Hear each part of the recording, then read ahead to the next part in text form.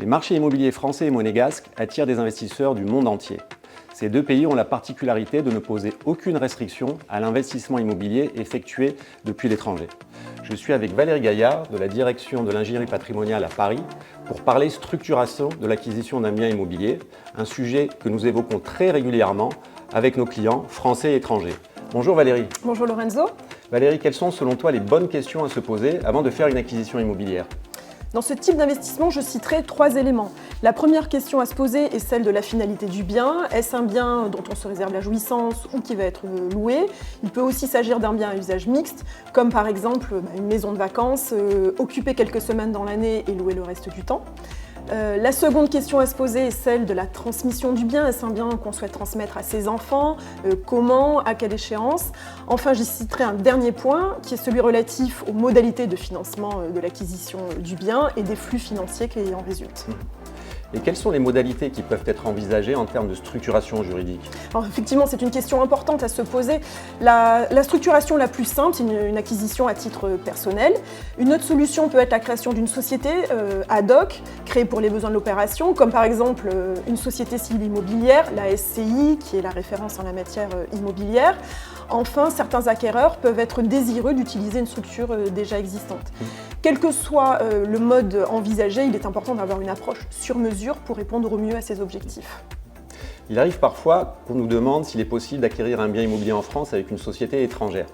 Alors même si ce n'est pas interdit, c'est quelque chose que nous déconseillons parce que ça peut présenter de nombreux inconvénients. Il vaut mieux utiliser les instruments juridiques que le droit français propose et comme tu l'as mentionné, notamment la société civile immobilière.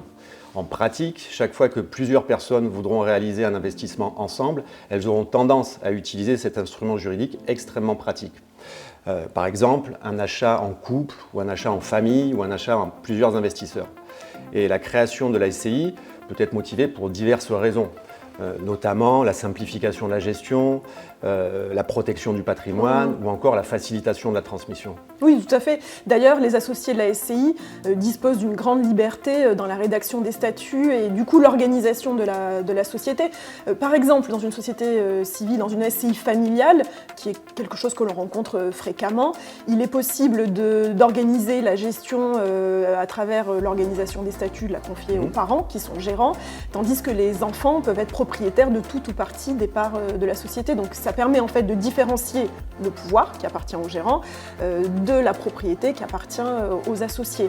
Les votes aussi en assemblée générale peuvent être organisés de façon assez souple par une rédaction adaptée des statuts. Et je précise que les non-résidents peuvent tout à fait créer des sociétés civiles immobilières pour acheter des biens en France ou à Monaco. Valérie, est-ce qu'il y a d'autres points qui te paraissent importants à mentionner ? Oui, je pense qu'il y a les aspects réglementaires qu'il est important d'examiner avant l'acquisition.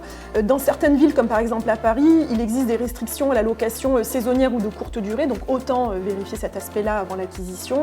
Et puis de façon plus globale, il est important, alors bien sûr, dans la mesure du possible, de vérifier les impacts fiscaux, que ce soit à l'acquisition, pendant la détention du bien, qu'il soit loué ou pas, et en cas de transmission ou de cession. Vous l'aurez compris, chaque situation est spécifique et de nombreux points juridiques, réglementaires ou fiscaux doivent être examinés. D'où l'importance d'être bien accompagné.